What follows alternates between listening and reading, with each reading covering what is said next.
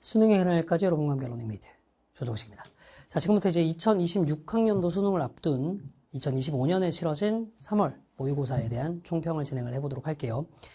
일단 총평을 진행하기에 앞서서 현장에서 학생들이 듣기 6번 문항을 다소 어려워했던 것 같아요. 이런저런 이제 인스타그램을 통한 제보들이 들어오고 있는데, 제가 듣기를 들어보진 못했습니다만 대본으로 확인해 본 결과, 대본상으로 봤을 때 이전에 여러분들이 나왔던 듣기 문항보다 특별히 더 어려웠을 것 같은 포인트는 없거든요. 다만 이제 계산을 하도록 만들었던 최종 시점과 초반에 나왔던 정보 간의 거리가 좀 먼 게 문제라면 문제인데, 사실 제가 현장 수업이나 이런저런 수업에서 얘기를 했다시피 듣기 문제가 조금 난이도가 높아지고 있는 건 꾸준히 나오고 있는 트렌드예요. 그러니까 듣기를 등한시하다가 틀리신 분들이 있다면 지금부터라도 좀 연습을 하시길 바라겠습니다. 자, 듣기 제외하고 나머지에 대한 총평을 진행을 해보도록 할게요. 일단은 핵심은 이겁니다. 결국 피지컬 승부였다고요. 이 기본 없이 기술만 부려가지고는 되질 않아요. 특히나 이번에 이제 3월 모의고사 시험을 쳤던 고3 여러분들, 어떤 유형의 문제들 볼 때부터 당황하기 시작하셨나요?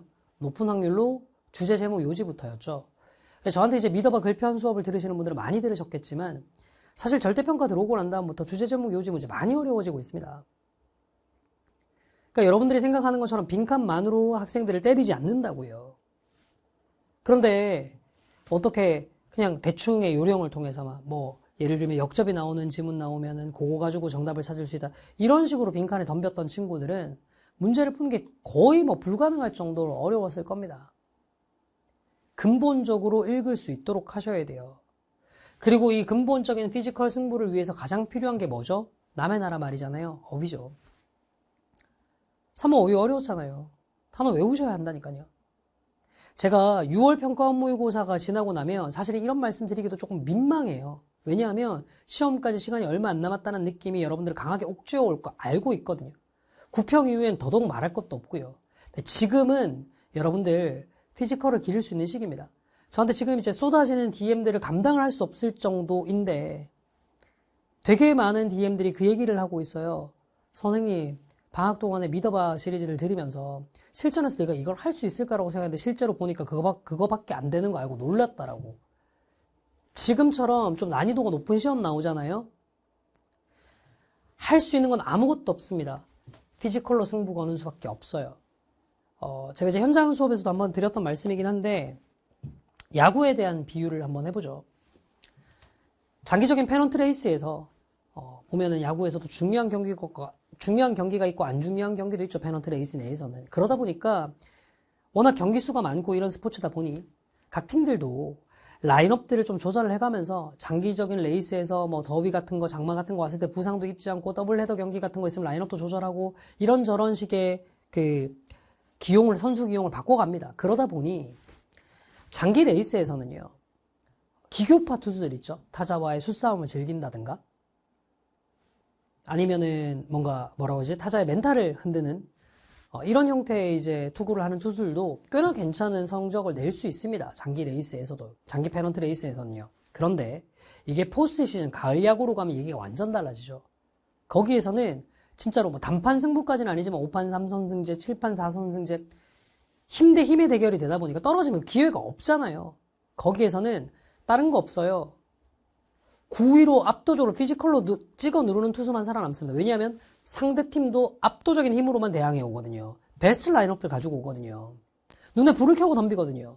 물론 그 뛰어난 9위는 압도적인 구속일 수도 있고 압도적인 제구력일 수도 있고 혹은 경우에 따라서는 압도적인 정말 볼 끝의 무브먼트 변하고 이런 것일 수도 있겠습니다만 어쨌거나 피지컬 자체가 되어야 승부가 된다고요.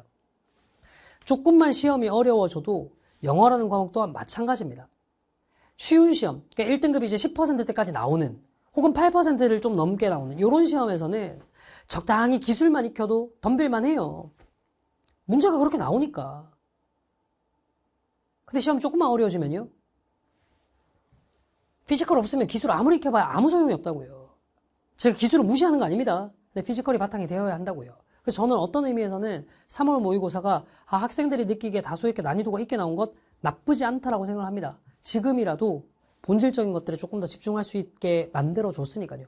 아니 산모가 엄청 쉬웠다가 수능 가서 뒤통수 맞는 것보다 낫잖아요. 항상 명심하세요. 우리가 준비해야 될 수능은 난이도가 높은 시험이지 난이도가 낮은 시험이 아니라니까. 시험장 들어갈 때 대충 공부해놓고 시험장에서 당황하는 것보다 빡세게 공부했더니 생각보다 시험이 쉽네? 라고 허탈해하는 게 낫습니다. 피지컬을 기르자고요. 이게 이 시험 전반적인 교훈입니다. 자, 그럼 이제 각각의 유형별로 제가 특징들 얘기를 한번 해보도록 할게요. 일단 첫 번째 대입학, 주제, 제목, 요지 문제. 정확하게는 이제 21번부터 24번까지 해당하는 문제들인데요. 지문 난이도가 상당했습니다. 특히나 특정한 장치, 역접 같은 걸 통해 가지고 문제 풀려면은 해결이 안 되죠. 23번 문제 같은 경우에 역접 이유에 집중해서 글을 읽으려고 하면요, 오히려 그 뒤에는 인용문이 이해 자체가 안 되는 경우들이 되게 많습니다. 이럴 때는 예시의 구조를 어떻게 읽어야 되느냐. 예시는 무조건 앞 내용에 붙여서 읽어야 되겠다. 이런 판단들, 글 자체를 읽을 수 있는 패턴들이 되게 중요하다고요. 여러분들 심지어 22번 한글로 되어 있는 요지 문항조차도 내용 제대로 이해 못한 친구들 많지 않나요? 그러니까 글 자체를 읽을 줄 아셔야 됩니다. 그나마 저는 3월 모의고사가 친절했다고 생각하는 게 선지를 혼란스럽게 주진 않았어요.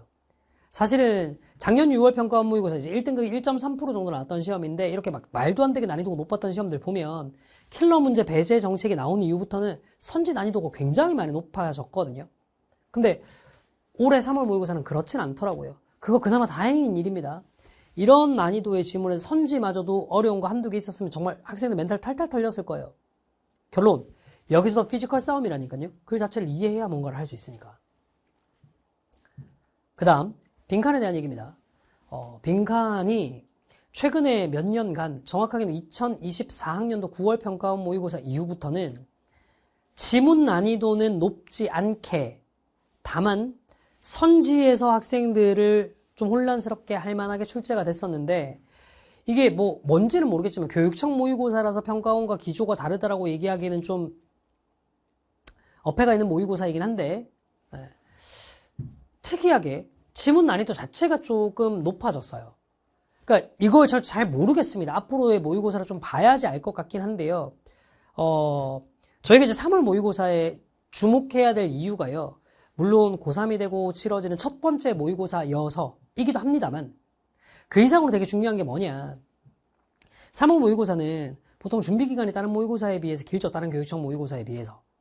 그러다 보니까 높은 확률로 평가원의 출제위원 혹은 감수위원으로 들어가 보셨던 선생님들이 출제하시는 경우들이 되게 많다고 하더라고요.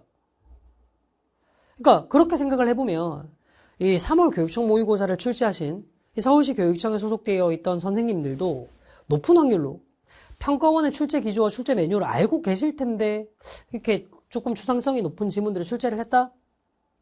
이거 그냥 저는 쉽게 넘어갈 만한 문제는 아닌 것 같거든요. 그래서 올해는 여러분들 좀 추상적인 지문들도 대비하는 훈련을 하셔야 될 것 같아요. 특히나 33번 지문 있죠. file discipline 개념 나왔던 이런 지문들. 사실 이제 이런 것들은 이제 개념 정의를 어떻게 잡아라라고 제가 밑글에서부터 계속 많이 강조했던 건데, 이런 지문들 글 자체를 뚫을 수 있는 힘을 좀 기르셔야 한다고요. 오케이? 그리고 조금 특이했던 게 두 가지 포인트가 있는데, 첫 번째, 배점 순서가 바뀌었죠. 근데 이거 기억나? 내가 산모 바로 전주에 월간지 수업하면서 얘기했었어. 이거 멘탈 한번 털 수 있다고. 왜냐하면 작년 9월 평가원 모의고사에서 예고됐거든. 작년 9월 평가원 모의고사가 32번, 34번이 3점 배점으로, 31, 3번이 2점 배점으로 나왔어. 요번에도 보니까 32번, 3번이 3점 배점으로 나왔더만, 지금까지 전통적인 33, 4번, 제일 뒤에 있는 빈칸 두 문제를 3점 배점으로 내는 방식을 뒤집었잖아. 아니나 다를까 실제로 32번, 33번이 문학 난이도도 꽤 높게 나왔죠. 3점인 만큼 어렵게 나왔어요. 뭐 때문에? 부정형 빈칸을 적극적으로 활용해서요. 그러니까 단순하게 빈칸이 여기에 뚫려 있으면 여기를 읽으면 정답이 나오고 이런 패턴으로 문제를 풀 수가 없다니까. 난 사실 그게 무슨 말인지 잘 모르겠어. 내가 머리가 나빠서 그런지. 반어법입니다. 저는 머리가 그렇게 나쁘지 않아요. 아니 도대체 이제 빈칸이 마지막 문장 바로 앞에 있으면 마지막 문장만 읽으면 답이 나오고 이게 나는 무슨 논리인지 잘 모르겠거든. 아니 여러분들 생각 잘 해보세요. 영어라는 과목은요, 원문을 훼손하지 않는 것들이 되게 중요한 출제 원칙입니다. 원문을 가지고 출제를 하는데 네가 시험장에서 보는 빈칸 문제가 영어권 국가에 있는 어떤 작가가 이 글을 쓸 때, 자, 지금부터 내가 쓰는 글은 남조선이라는 어떤 나라에, 또 남조선이라고 얘기해도 북한이랑 엮지 마세요. 그냥 드립으로 한 얘기입니다.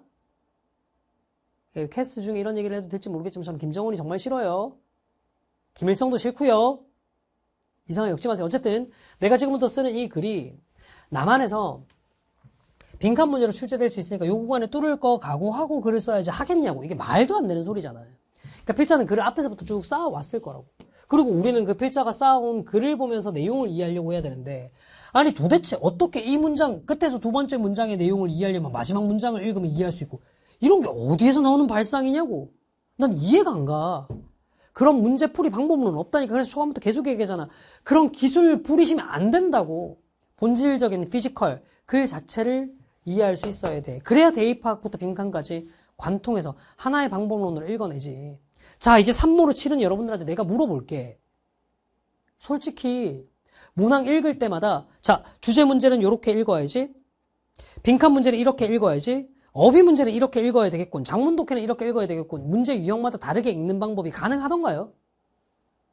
시험장에서 그 말도 안 되는 방법을 알고 있잖아요.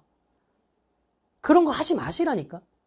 여러 교재들을 보니까, 어떤 강의들을 보니까 그런 게 나와 있어. 아, 당연히 교재들을 보고 강의들을 듣다 보면 가능할 수 있겠지. 왜냐하면 그 교재는 그렇게 읽힐 수 있는 지문들로만 엮여 있는 거니까. 근데 이게 강사나 교재의 문제가 아니라 여러분들은 시험장 들어가가지고 그렇게 교재를 카테고리를 나눌 수 있는 능력이 없잖아, 모의고사 문제를. 아, 내가 배웠던 방법론 중에 이 글은 어떤 유형에 해당하는 글이군. 시험장에서 그게 분류가 돼요? 안 되잖아요. 그래서 영어는 그냥 피지컬 자체로 읽을 줄 알아야 된다니까. 한 단락짜리 글이야. 읽기가 뭐 그렇게 어렵겠어. 할 수 있다니까. 요번 3모에서 여러분들이 유일하게 조금 위안을 얻을 수 있는 포인트 중에 하나가 이제 간접쓰기, 순서 삽입에 해당하는 영역일 텐데, 여기도 뭐 어려웠다면 이제, 좀 할 말은 없습니다만, 저는 이 유형은 조금 평이한 편이었다고 생각을 합니다. 이게 왜 그러냐면, 전체 정답률 자체가 높아졌다가 아니고, 여러분들 무시하려고 하는 거 아닙니다. 작년에 6월 평가원 모의고사가 36번이 진짜 애들 완전 멘붕이었거든. 왜냐하면 정답이 1번으로 나왔어. 그러니까 어떤 느낌인 건지 알겠죠? 그 전년도 수능 가가지고 순서 문제가 막 애들 멘붕 막 쫓거든. 왜냐면 36번, 37번에 두 문제 연속으로 같은 답이 처음 나온 거야. 그러니까 그런 거에 비하면 그냥 논리단절이 되게 명확한 글들을 주고 난 다음에 문제를 풀도록 했다는 부분에서 조금 무난한 문제였다고 생각해요. 다만 선지 배치는 여러분들 혼란스럽게 할 만했죠. 37번부터 38번, 39번까지 연속으로 같은 답을 쭉 줬으니까요. 근데 이것도 현장에서 수업 들었던 친구들아, 좀 댓글로 간증을 좀 한번 해봐봐. 내가 현장용 산모 치고 난 다음에 분명히 얘기했잖아. 이런 걸로 멘탈 털 수 있다고. 내 실무에서도 나중에 반영할 거라고. 3월달에 교육청이 먼저 해버렸을 줄 몰랐네. 그러니까 이런 것들, 뭐 기술적인 것들 있잖아. 두 문제 연속으로 같은 답은 안 나오겠어. 이런 걸로 하면 문제 못 풀어요.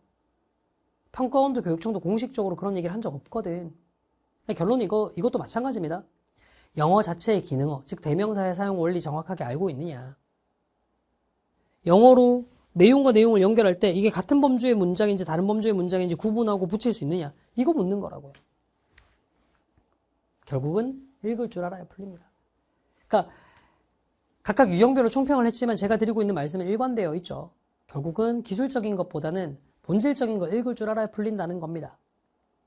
근데 이렇게 분석을 했으면 여러분들한테 해결책도 드려야겠죠. 그러니까 어떻게 하면 앞으로 학습을 할 수 있을지에 대한 얘기를 한번 해보도록 할게요. 3모를 기준으로 등급별로 조금 나눠봤습니다. 자, 포인트는 이겁니다. 당해봤으면요. 요령 찾지 말고 피지컬 기르시라는 거예요. 1등급인 학생들요. 잘했어요. 당한 거 없죠? 감유지 잘 하시면 됩니다.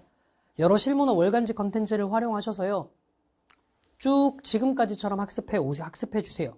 다만 조금 난이도 있는 지문들을 많이 접해보셨으면 좋겠습니다. 2등급인 학생들요. 유형별로 얘기해 볼게요. 어차피 대의, 파악, 21, 2, 3, 4번 아니면 빈칸, 순삽 요쪽에서 갈라질 거 아닙니까? 대의 파악 쪽이 약하다면 믿어봐 시리즈를 필수로 들어주세요. 근데 저는 2등급 정도 된다면 글편을 추천해 드리고 싶어요. 2등급 정도 된다면 문장편보다는. 근데 이제 OT를 들어보고 좀 판단을 하세요. 예를 들면 이런 친구들이 있을 수 있거든. 아, 난 영어는 2등급이야. 근데 국어는 1등급이야. 그거 무슨 의미인지 알겠지? 그러니까 읽는 능력 자체는 좋은 친구야. 근데 영어로 되어 있는 문장 자체를 못 읽으니까 주제 제목 요즘 문제가 어려웠을 수 있다고. 이 친구들은 믿어봐 문장편이 나아요. 근데 보통은 영어가 2등급이면 국어가 1등급인 경우가 그렇게 흔하진 않거든. 그런 경우에는 그냥 밑글을 듣는 걸 추천해 드립니다. 보편적인 경우는 밑글. 되게 특수하게 영어는 2등급이잖아, 국어는 1등급이야. 아, 그러면 민문도 괜찮아요. 근데 그게 아니라 그냥 빈칸이나 순서삽입 특정 유형이 약해. 이 경우는 저는 그냥 월간지를 강좌로 듣는 걸 추천해 드립니다. 월간지 강좌가요, 올해 반응이 진짜로 좋아요. 아, 이걸로 종합적으로 성적 올랐다는 얘기 되게 많이 듣거든요. 2등급인 학생들은 추천해 드립니다. 3등급이에요? 4등급이에요? 문장 해석부터 안정화시켜야 되겠죠. 선생님, 근데 왜 강좌명을 안 적었습니까? 제 문장 해석 강좌가 두 가지가 있습니다. 믿어봐와 괜찮아요. 단순화 시켜놓으면 3등급인 친구들은 믿어봐. 4등급인 학생들은 괜찮아부터 하실 걸 추천드려요. 단, OT를 듣고 좀 확인하셨으면 좋겠는데, 4등급인 학생들, 너네는 괜찮아해서 OT를 듣고 난 다음에 이해가 간다 싶어도 믿어봐 가면 안 돼. 믿어봐 OT 들으니까 이해 가던데요. 그거 내 능력이지 네 능력 아님. 아직까지 4등급이면 거기 덤빌 거 아닙니다. 저는 오늘 DM으로 2학년 모의고사 3등급인데 괜찮아부터 해가지고 꾸준히 해서 지금 뭐 88점까지 찍었어요 라는 친구도 되게 많이 봐요. 심지어 1등급 받았다는 친구도 한두 명 좀 있더라고요. 시작하는 강좌의 커리큘럼을 쪽팔리게 생각하지 마시고요. 4등급이면 괜찮아부터 가셔도 됩니다. 3등급이면 믿어봐 추천인데 믿어봐 어렵다 싶으면 괜찮아도 괜찮아요. 자, 제가 지금 등급별로 말씀드린 거 다시 한번 기억해 두세요. 1등급은 뭐? 값만 유지하시라고. 다만 좀 어려운 문제를 좀 푸시면서. 2등급은 뭐? 아, 믿어봐 글 시리즈를 들어주시는 거 추천. 대입 파악이 많이 약하다면. 그런데 혹시나 나는 대입 파악이 약한데 국어는 1등급이야. 그러면 민문. 됐죠? 그 외에 빈칸이나 순서 삽입 같은 특정한 유형이 약하다. 그러면 그냥 월간지를 강의와 함께 할 것을 추천. 됐죠? 쌤 3, 4등급은요? 문장편. 3등급은 믿어봐, 4등급은 괜찮아.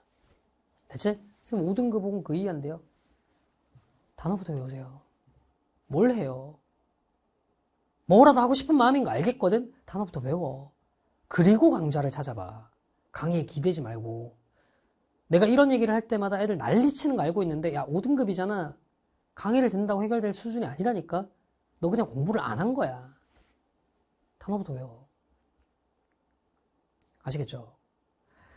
저는 강의를 하는 강단에서만큼은 지독한 현실주의자가 되어야 하는 사람이라고 생각합니다. 아, 그래야 여러분들에게 올바른 방향을 제시를 하죠. 저도 여러분들에게 따뜻한 말 해주면서 할 수 있다는 용기를 주고 싶지 않은 거 아니에요. 근데 그래 봐봐 현실이 바뀌지 않는 거 알잖아요. 그러니까 냉정하게 본인의 현실을 보고 거기서부터 올라갈 생각을 합시다. 자, 마지막으로 한 말씀만 드릴게요. 산모에서 넘어지신 분들 많을 거예요. 근데 그거 알고 계세요? 어떤 사람도 길을 걸어가다가 태산에 걸려서 넘어지는 사람은 없어요. 산에 걸리는 사람이 어디 있어요? 사람을 걸려서 넘어지게 만드는 건 언제나 그냥 돌뿌리일 뿐입니다. 지금 여러분들 걸려 넘어지게 만든 산모는 그냥 여러분들이 얼마든지 일어나면 다시 짓밟아 버릴 수 있는 돌뿌리입니다. 그러니 일어나세요. 힘들면 손 꽉 잡으시고요. 수능의 그날까지 여러분과 함께 달려가면서 이 돌뿌리 완벽하게 치료할 수 있도록 해드리겠습니다. 같이 완주에 가보도록 합시다.